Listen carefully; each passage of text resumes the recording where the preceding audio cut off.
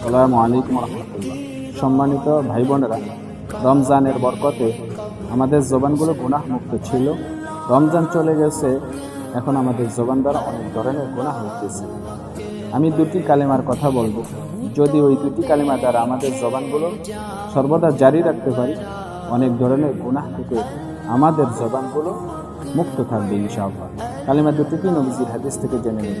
قال رسول الله صلى الله عليه وسلم كلمتان حبيبتان إلى الرحمن خفيفتان على اللسان ثقيلتان في الميزان سبحان الله وبحمده سبحان الله العظيم।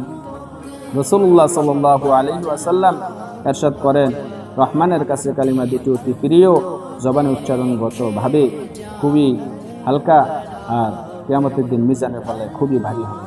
আসুন কালিমা দুটি কি জেনে নিন।